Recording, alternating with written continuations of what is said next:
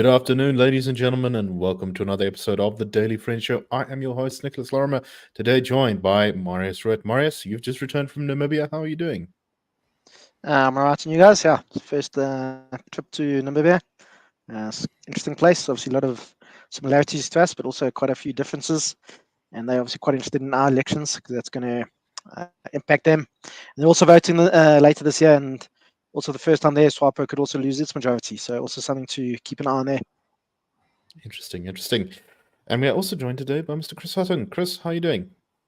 Yeah, doing well, thank you. I haven't been anywhere near as exotic as where Marius has jetted off to, but we've got, I think, quite an exciting week coming up. So I'm glad I'm in Johannesburg at this time. Whatever happens, it's the place to be. I don't know if Namibia is that exotic, seeing as it's right next door to us, Chris. But anyway. I mean, for me, anything outside Johannesburg is sure that's risking it. You St. John's, right. So it is. Yeah, it is a very exciting time in South African politics. We have these big elections coming up on Wednesday next week, and I think kind of pretty much whatever the results are, it's going to be a very impactful election in the country's history. If the ANC somehow manages to retain its majority, if they get sort of 51, 52% of the vote, that's going to say something very big about our politics, about how change happens and the strength of the ANC. But if the ANC goes the other way and gets, closer to 40 than 50, it may also say something very big about how the country is changing in ways that many people thought were never going to happen. So, very eventful election. We're very likely to have an election special next week, Friday, analyzing some of the results as they come in. That depends a little bit on how many of the results have come in, and whether any of us will be able to get enough sleep. But there'll be more details about that next week. In the meantime, let's talk a little bit about some of the things that will definitely be changing in South Africa after the election. And one of them is that Minister for Trade, Industry and Competition, Ebrahim Patel, has announced that he is going to be retiring after this election and not willing to stand as a minister anymore. He has spent 15 years as a major player in South Africa's economic policy, and he says that this will be the last term in cabinet. There is a time for everything in life. Having served 15 years, I think one may now step back.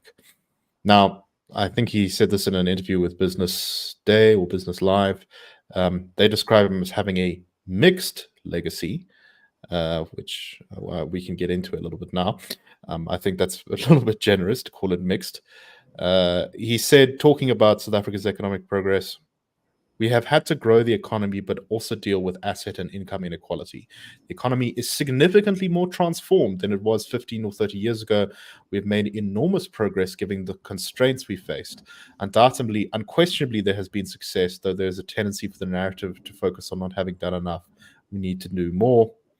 He also argued that when it comes to deindustrialization, that things were not so bad in South Africa, saying that the actual real value of manufacturing output has gone up between 2019 and today, but manufacturing's share of GDP declined.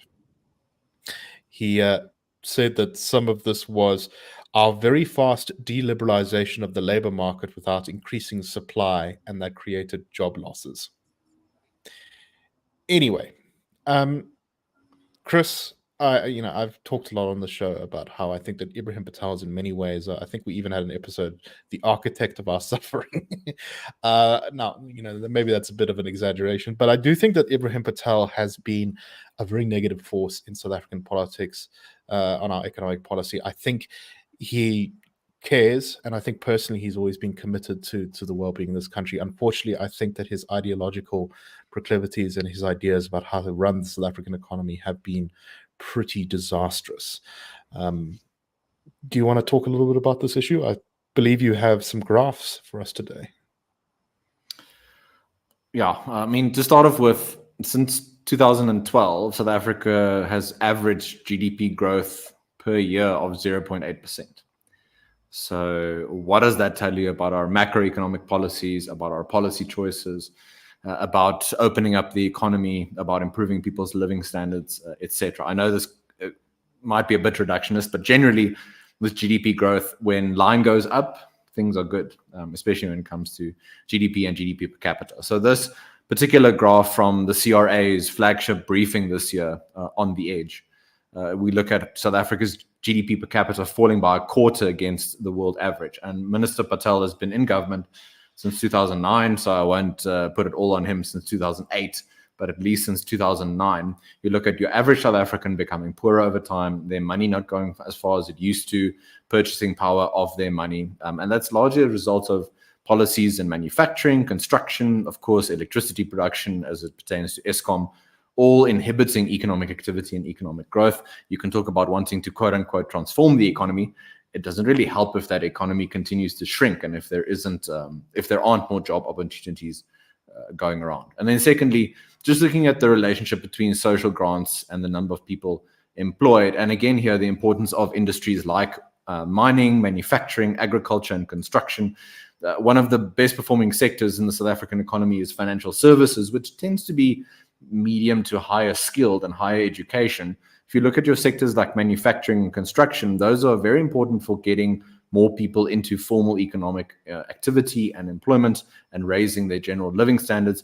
Here, I just want to highlight this particular orange line where you look at the number of people employed in about 2007, 2008 was around the 15 million mark.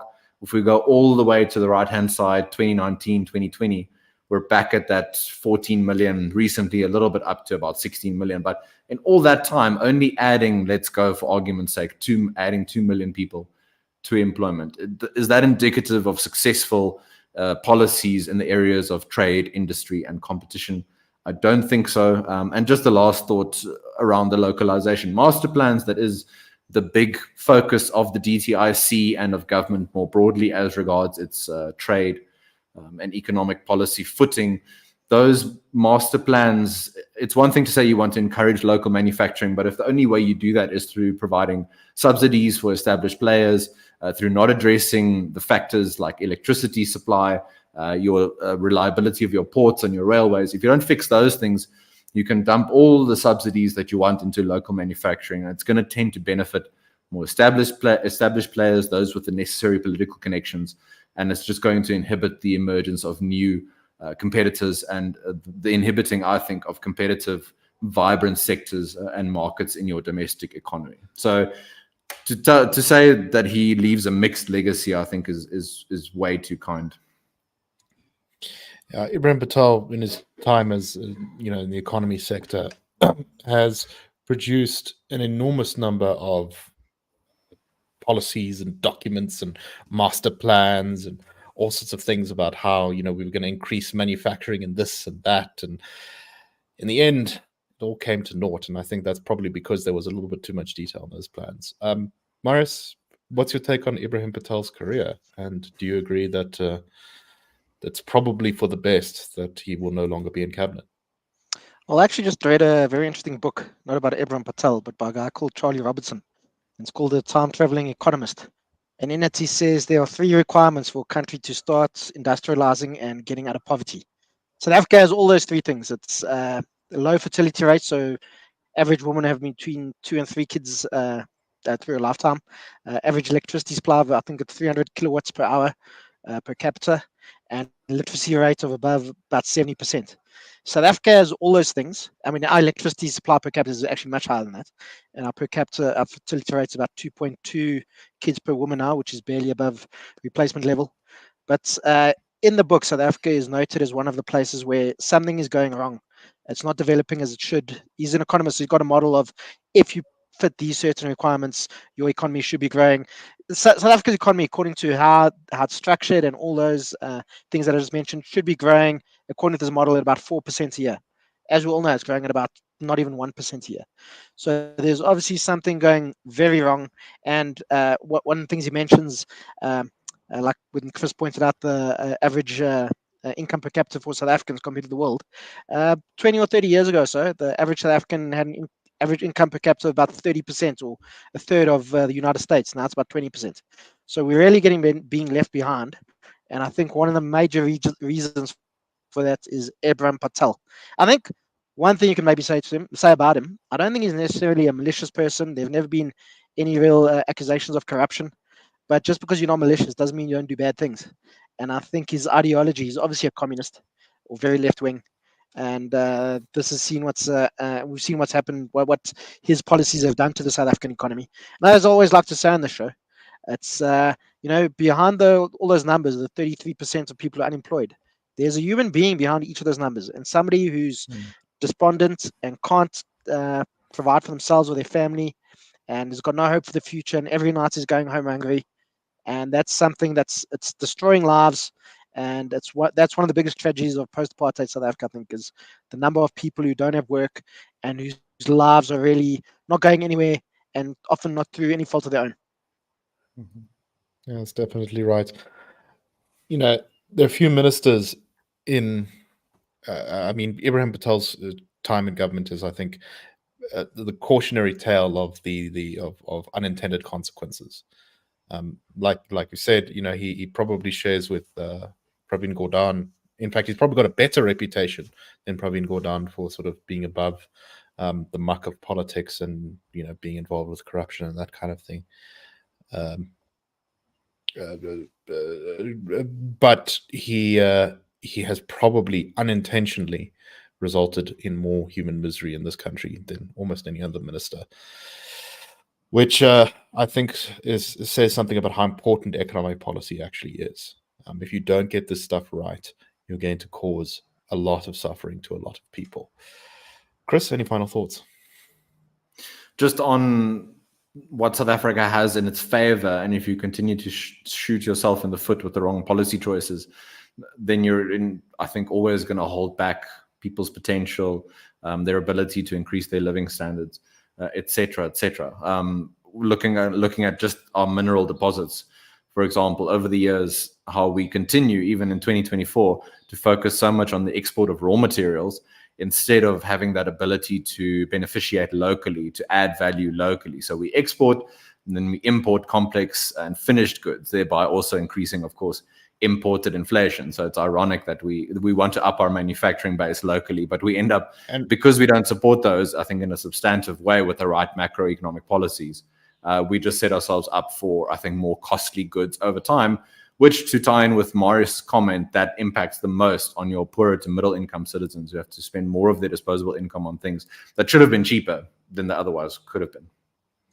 And if you listen to ANC policymakers, MPs, bureaucrats, that kind of thing, all they talk about is local value add and beneficiation and, moving away from mineral exports and that kind of thing. It has been the total obsession of government. It has been Ibrahim Patel's focus. And yet, because the policies are bad, we have achieved exactly the opposite effect. Like I said, unintended consequences. Okay, so let us move on to our next story. And this is an opinion column from Natasha Marion, which argues that Jacob Zuma and his MK party won't last, that they are very much a one election kind of factor, and we'll have to see what happens afterwards. But she says, Jacob Zuma will inflict damage on the ANC, which it deserves after shielding him and elevating him over the country for more than a decade. But that is where it will end. SA is not the ANC. There's no going back for Zuma now. A bunch of things here.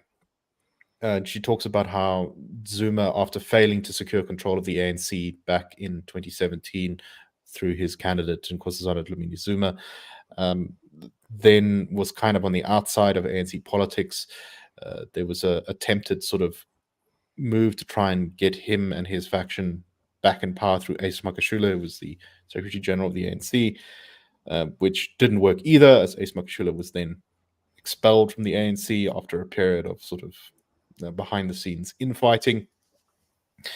And she basically argues that his attempt to start the MK party is not really so much driven by, his coming back and his restoration of his political force, but rather out of pure desperation.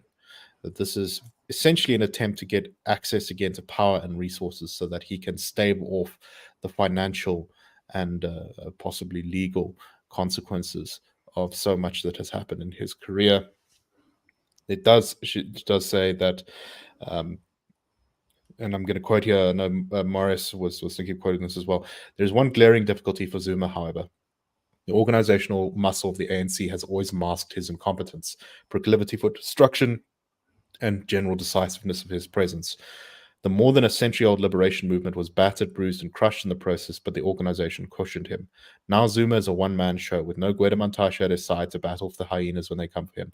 No Nomvula Mokonyane to lift the rand with various body parts, or Ramaphosa to hand him a get-out-of-jail-free card. He is on his own.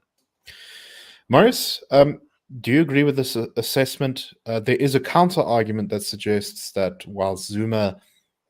there's definitely, a lot of MK is based off of Zuma's personal brand.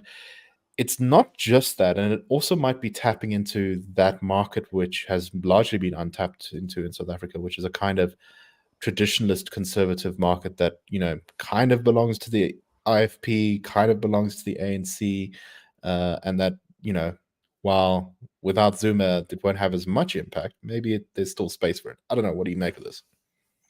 Yeah, I mean, I think that market does exist, but I think it's hard to get to. And I think without Zuma, the MK party wouldn't have stood a chance. Even outside KwaZulu-Natal, the MK party is doing absolutely nothing. If you look at polling, it's nowhere really outside Natal. In the few by-elections, it stood outside of KZN, where there are few Zulu people. It's got like 1% of the vote. The DA is actually more popular in couple of places where the MK stood than MK was, and these are township boards and stuff where the DA traditionally doesn't do well, but was still more popular than MK in places where there aren't really many Zulu people. And it does seem there's not been one serious person that's joined Jacob Zuma in MK. I think the only fairly senior person from the ANC that went there was Des van Rooyen, and we all know he's not a very serious person, the famous weekend special finance minister. So, and he's not exactly they obviously got some money and organization behind them. I mean, they managed to get a whole bunch of people to Orlando Stadium last weekend or whatever it was. A friend of mine, he's from KwaZulu-Natal, and he's from Matatial actually, but he was in KwaZulu-Natal recently, and he said there were a lot of MK t-shirts and posters around in rural KwaZulu-Natal, but that obviously doesn't always translate to votes. But I mean, in Hattingh, I think I've seen maybe 3 MK posters. And I saw a couple in Mpumalanga when I was there about a month ago. So there's obviously some money and organizational muscle behind them, but I don't think a significant amount. And I do think this is a personal vehicle for Jacob Zuma. I think he probably believes some of the stuff that's coming out of it, but I think in the main, this is a vehicle for him to protect himself from prosecution. And this kind of Stalingrad strategy, I mean, the court date's been set now, so he's really running out of time. So I think this is also a Hail Mary for him, I think.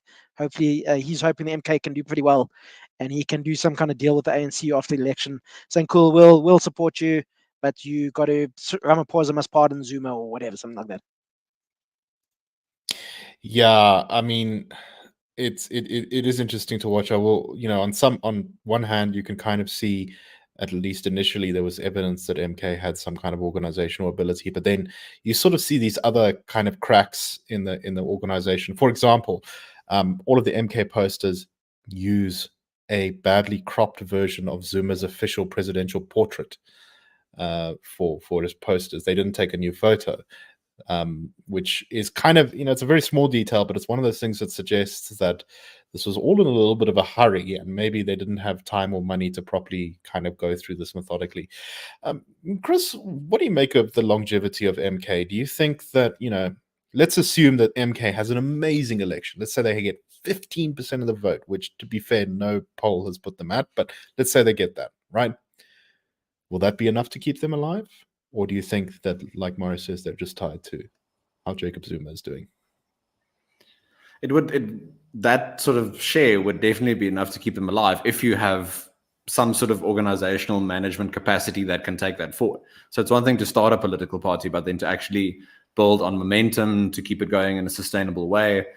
All those sorts of things I don't really yet see from the organization. I know the current or the former or the Schrodinger's founder of MK, Jabulani Kumalo. He was this week at the IEC's sort of elections station saying, no, he's there representing MK. So what's going on? So between him, Zuma, Who exactly is in charge? That's a question. Whether Zuma can manage, I mean, not to underestimate him by any means. I think people who have done that over the years have really shot themselves in the foot. But whether he still has that capacity to counter any of the moves against him is a different question as well. Is he happy for one of his children maybe to take the lead in MK if he decides, okay, I've secured a vote now, I can get concessions from the ANC, I'm fine now, like I'm immune from prosecution. And then just the last point around longevity, I wonder whether internally they realized maybe they wouldn't be able to carry as much momentum into the elections, and that's why they only launched very late in last year. If they launched earlier in 2023, maybe you would have seen that rapid increase and then a much faster decline before this year's elections. Maybe they already didn't time it particularly well. But I also think that's something to look into. What was the reason behind only doing it then? Access to funds, all that sort of stuff, that would be a consideration. But also your general momentum and what the ANC can do to you. Because despite the issues for the ANC, funding-wise, organizationally-wise, when you have a certain individual in charge of as your Secretary General, I also worry about your organizational capacity. But it's still the ANC. That machinery, I think, is quite formidable. And MK maybe realized they needed to strike at an optimal time. Yes, no. It's also worth noting that maybe the late launch also helped save the party from some of the infighting. Because if the party had been around for a year longer, maybe the infighting would be even worse than what it's already been. It's going to be very funny on election night if both Zuma and Jabulani Khumalo are in the IEC election center claiming to be the true king of MK. But anyway, that's just a fun little detail that we're going to get to watch. Marius, any final thoughts before we move on?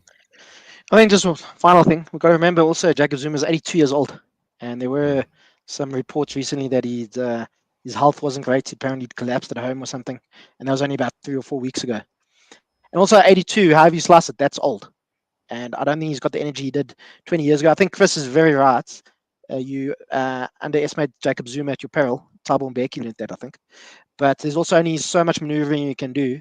And I do think he's strategically a very clever guy in that. But, your luck also runs out. And as I say, he's an old guy. I don't think he's got the kind of energy that, he would have had even 15 years ago. So I do think, we'll have to see what happens now. But I don't think he's really, he's not what he used to be. Yeah, I mean, the guy lived a hard life. He grew up very rural area.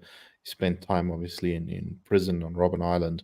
A few years ago, one of his wives allegedly tried to poison him, and some of the reporting suggests that his health has never really been the same since then. He's clearly well enough to go out and, campaign quite aggressively. So he's not on death's door as was claimed on his medical parole. But yeah, I agree. He's an old guy who's lived a hard life, and that does suggest that if the entire party is based off of his personality, that is really not long for this world then. Anyway, on that morbid note, let's go on to the next story. And this is something that might play a role in the election, but I think it's a little bit difficult to tell right now. And that is the Zulu King, King Zulu, has declared that he is possibly considering taking government to the International Court of Justice because he says that it is trying to steal the Zulus' land from him through the Ingonyama Trust. So the Ingonyama Trust is essentially the way that government kind of solved the problem of all of this land that used to belong to the KwaZulu homeland and has also traditionally been held by Zulu nobility and monarchy over the decades, over the centuries rather. And so the Zulu King is the sole trustee of the Ingonyama Trust, but on the board are ministers in government. King has said that he didn't really give a lot of details, but he says that the board of the Ingonyama Trust is trying to sideline him, even though he's the only trustee. He said, quote, "I'm here to report to you as your king and as the chair of the Ingonyama Trust board that we are in a delicate period. We are not getting along on that board. They are refusing to accept me. They want me out, but I don't know how because I'm the sole trustee. But now when I'm chairing it, there seems to be a problem. I'm not here to scare you, but things are not going well. They want to deal with us. They hate us for our land." And anyway, then one of his spokespersons clarified that the king, rather than taking the government to the International Court of Justice, might instead seek what they called international mediation. Marius, this is a bit of a sticky one because on one hand, this is a clearly sort of undemocratic way of, in most constitutional monarchies these days, whether that be Spain, Denmark, the UK, king is really just a figurehead. They don't actually have that much power.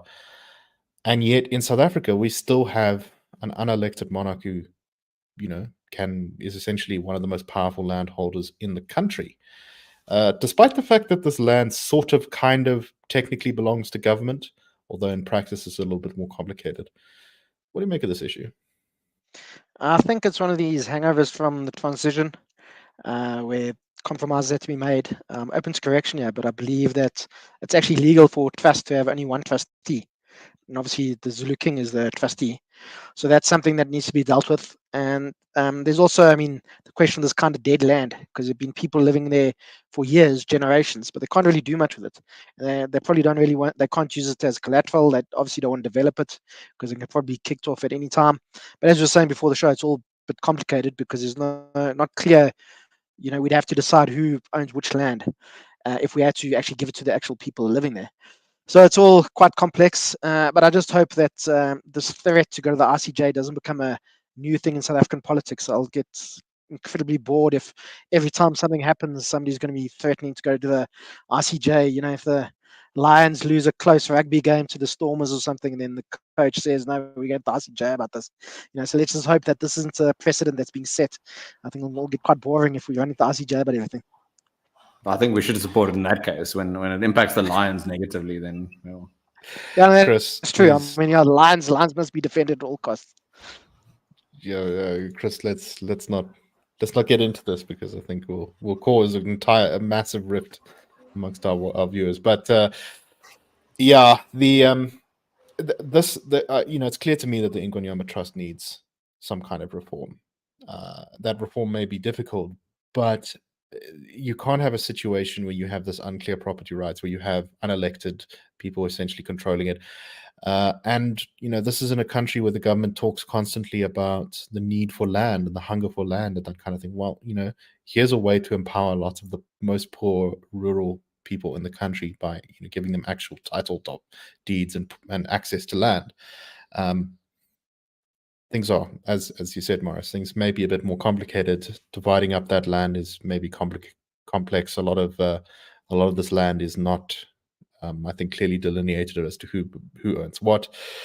There is an interesting aspect to this, though, which is the kind of enduring power of traditional leaders in South Africa, particularly in a place like KZN, and I think also in the Eastern Cape to some degree, where they were seen as the stooges of the apartheid government by the ANC in the sort of late 80s, and then managed to kind of do this deft political dance where the traditional leaders in the country sort of switched from being the great threat to the ANC, which was in many ways a mostly sort of urban and township-based organization, to being some of its biggest supporters. And now the ANC is actually probably going to rely on areas where traditional leaders have sway to pull in the majority of their votes this election. Chris, what do you make of all this? Just one maybe long-term trend to keep an eye on. So not to, compare the two directly, but obviously a lot of analysis, airtime and focus on Western Cape independence, but not to discount if your central authority or your central state becomes weaker, but also if it seeks out direct confrontation with, I guess, your cultural groups, your linguistic groups, in a country as diverse as South Africa, what might happen around KwaZulu-Natal, around something like, it's easy phrase, but Zulu exit. I'm not saying it's going to result in that in like 10 years, 20 years, but just those tensions I see increasing. I mean, earlier this year, you had where the ANC provincial spokesperson, Siboniso Duma, had to apologize to King Misuzulu for grabbing the microphone from traditional Zulu Prime Minister Buthelezi. I thought that was also quite interesting, and that this trend, I think, is picking up in the last while. So you'll likely see this continuing. What does that mean for the ANC during the tenure of former President Zuma? His ability to garner votes for the ANC in KZN was vital to them increasing their their national vote share, given that in this year's elections, you might have 4 parties all around 20-25% in KZN. That again just increases not just the messiness of a particular provincial coalition, but also which parties, if any, can not assuage, but deal adequately with these sorts of concerns and get that sort of engagement and those partnerships, working partnerships going. So policy considerations aside, I agree with, things around title deeds and strengthening of property rights. Just the dynamics in terms of sort of groups in South Africa, I think is going to be interesting over the next 10 to 20 years, especially. Marius, any final thoughts? Yeah, I just think Chris's point on Zexit, if whatever you want to call, is quite a good one. R.W. Johnson recently did some polling down in KZN, and he was saying there's a real sort of feeling of, revolt in there almost. He says it feels like a lot of people are really, they've had enough of Pretoria. And was to remember, Natal was always the most reluctant member of the Union, going back to 1910. And there were always rumblings about secession in the 1980s and 1990s. So if anybody who is keen on Western Cape independence, they should be supporting KwaZulu-Natal secession. I think it was our former boss, Frans Cronje, who said the road to Western Cape independence runs through Lundi. So that's something to look out for. So yeah, and it's I think we're in for an interesting couple of years. And let's also not forget there is a KwaZulu-Natal Independence Party, which has a seat on the eThekwini City Council.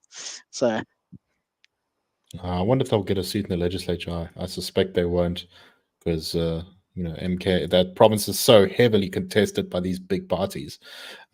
I thought there was going to be a lot of small parties that cut up the vote in KZN in this election, but that doesn't seem to be happening. In part, I think because we've got MK and the IFP and the DA and the ANC all fighting a very, very vicious campaign to be the top dog in that province, which, according to the SRF tracking poll, is a fight that seems to be being won at the moment by MK in KZN, at least. We'll have to see on election day, though. Still, a lot could change. Anyway, thank you very much for listening. We hope that you found this show interesting. I hope you have a wonderful weekend. We will, of course, be back next week. There will be no show on Wednesday because of the election. But then I think, like I said, Friday, we're probably going to have an election special, just talking about what happened, what we got wrong, what we got right, and what the early results suggest might be the direction of the country over the next 5 years. Anyway, have a great one. See you soon.